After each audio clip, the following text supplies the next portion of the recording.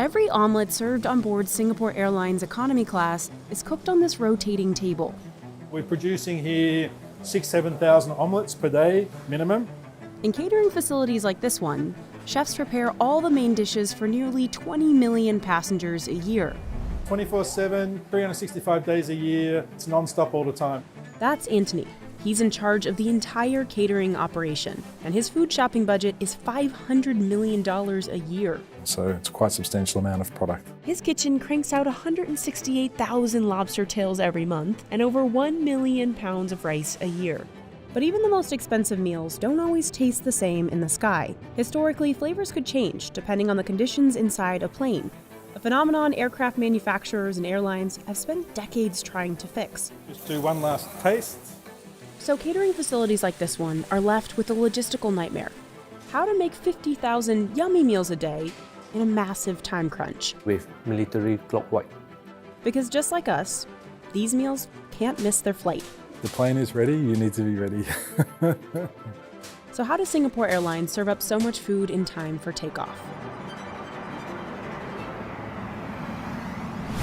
This is Singapore Airlines' biggest catering facility, located within Changi Airport. It's run by the airline's catering partner SATS, and while SATS does make food for 45 other carriers, Singapore Airlines is by far its biggest customer. SIA, to be frank, is a very demanding customer. Anthony works with SATS to develop hundreds of new menus every year, and creating one dish can take 9 to 12 months. There's different menus flying in different directions and different cuisine types, Japanese, Chinese, Singaporean, and obviously Western meals. The airline runs menus from 77 different departure cities. So if you're leaving Singapore, you'll be offered chicken and rice or a hawker soup. If you're leaving New York City, you'll get a smoked trout salad. And of course, the food changes based on where you're sitting on the plane. In first-class suites, passengers have the most options, from caviar and lobster thermidor to beef tenderloin. In premium economy, flyers have just a couple choices, like this nasi kerabu, because the airline cooks it in bigger batches. No matter the cabin, chefs try to include a protein, vegetable, starch, and a sauce in each dish. Before anyone can get to cooking, they need to suit up. They wash their hands thoroughly and step into this air shower.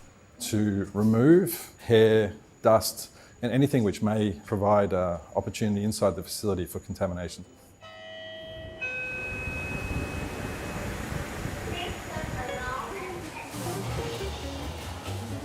SAT's team of over 1,000 workers handles a lot of food. Easily, one day we can have about 800 to 1,000 menus running. They usually start cooking meals 24 to 36 hours before a scheduled flight, and it's all broken down into stations. It's like a restaurant. You have a salad section, you have a dessert section, you have a hot kitchen. This is just on a much larger scale. In the premium kitchen, they're grilling meat, like this filet mignon, for the first and business class. Essentially what we're doing is we're cooking the meal about 30-40%. If they cook the meat all the way through now, it would be really overcooked by the time it got onto the plane. So chefs depend on flight attendants who finish cooking it in the air.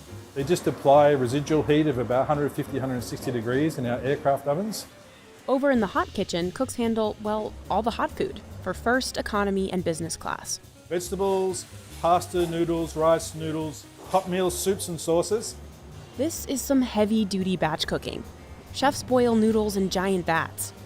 Tomato sauce gets its own tank and is pumped out into these cooling trays from the bottom. And as with the meat, chefs aren't cooking everything all the way.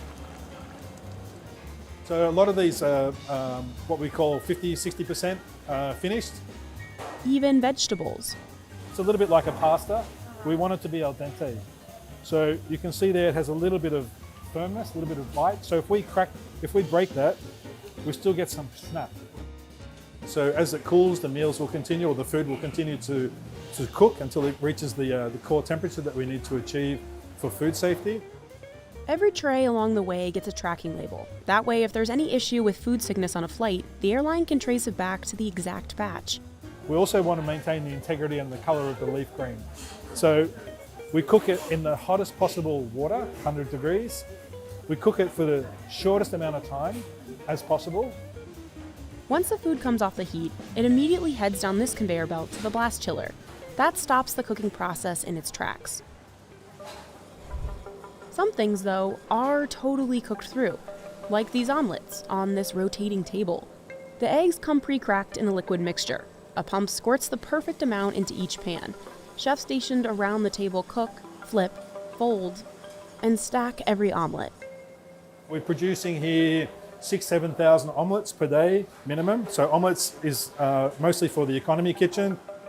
Once all the elements are cooked, most of the way through, they head to this room.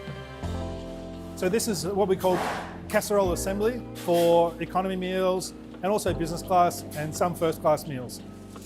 This is where they pack all the food into the foil containers you might have seen in flight. Normally from the time they take the meal components from the fridge, within 35-45 minutes, they have to have put the meal into the tray. Anthony gives chefs photos to show them how each dish is supposed to look. Flight attendants get a similar picture to follow for plating. Because we have around 6,500-7,000 cabin crew, and there's only one of me, I can't be every day at the training college showing the cabin crew, so we do this for consistency. One by one, workers pile on starches, sauces, meats, and vegetables. Here's that pasta we saw cooking earlier. They each get a foil topper and then are carted into a holding fridge. That's where basically the packing team goes a little bit like a supermarket where you pick and mix. Chefs assemble the desserts in a different room. Today they're making floating islands, a dessert with a meringue suspended in creme anglaise. All these dishes look great on the ground, but there's one big problem. Food can taste different in the air. On some planes, your taste buds are about 30% less sensitive to sweet and salty foods. That's because of the pressure, dryness, and engine sound. In the older 777s and A320s, the cabin is pressurized up to 8,000 feet, so it feels like you're eating lunch on Machu Picchu. And humidity on board can sit as low as 12%, less than some deserts. When you have a dry mouth and a worsened sense of smell, foods can be twice as bland. So historically, that meant airlines loaded on salt for you to even taste the food, sometimes leaving passengers feeling bloated. But in new planes, manufacturers are making conditions on board easier on your body. In the A350s, A380s, and 787 Singapore Airlines flies, cabins are pressurized up to 6,000 feet. So instead of Machu Picchu, it feels like you're eating dinner in Denver. And because new planes are made of more carbon fiber, it's possible to increase humidity to about 24%. When you have more moisture in the cabin space, your sinuses and your body is not dehydrating as quickly. And your taste and your palate is not as, influenced. So flyers can taste a lot more these days, making it easier on chefs like Anthony. There's no additional salt, pepper, no additional salt. Anthony can use this room to simulate a pressurized cabin and test how food will taste in the sky. And to address that bloating issue, he uses ingredients like Turmeric reduces swelling in your body, inflammation, right? So you're feeling a lot more comfortable. Ginger is also for sleep and rest and relaxation. Which leaves just one more hurdle, reheating the food. Flight attendants only have small ovens to work with on board. So how do chefs make sure their food still tastes good? Well, cooking halfway and moving quickly helps. And they avoid dishes that don't travel well. We try not to do things that are deep fried, for example. Chicken wings, it doesn't stay crispy, and none of us really like to bite into soft French fries. They also stay away from thin fish, like sea bass. A fish which is a bit thicker, a cod, a salmon, they stand up much better to in-flight experience. After all the meals are assembled, the food finally meets up with the carts you see on board. So we have here the tray assembly area. Elevators bring clean trays, cutleries, and dishes upstairs. The silverware elevator? Yeah, it's like it's a deluxe ride, for your cutlery. Chefs work on an assembly line, picking and placing All the napkins, all the porcelain, the linenware, the knives, forks, everything right through to the salt, pepper shakers and the butter portions. This is a dinner service for business class. And then they'll put the appetizer. So the appetizer is always preset on a supper service. They'll put a lid on it, they'll put the dressing on the side, and then it will get packed into the carts. It's the same process for economy class, just the tableware, like the food, isn't quite as fancy. That cart is packed with all the meals inside. It has a label tag. It says what flight number it is, what destination, what meal service it should be. This helps cabin crew know what's inside the carts without having to open them. if you open it up, that document there will correspond with what meal goes inside. So here we have porcelain, here we have the glassware, and then that will correspond then with the meal types that come in from the meal packing side.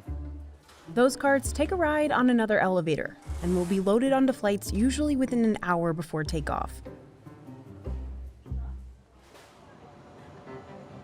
Every team along the process has to move extremely fast because all the food has to be cooked, assembled, and eaten in flight within 72 hours. So we never want to exceed 72 hours in terms of food processing. If the team goes over that time limit by just an hour, they exceed food safety requirements and can't serve those meals anymore. This meal will be on a plane tonight. Okay? So this production probably occurred yesterday. It all moves so fast because at the end of the day, they've got a flight to catch. You can't miss the plane.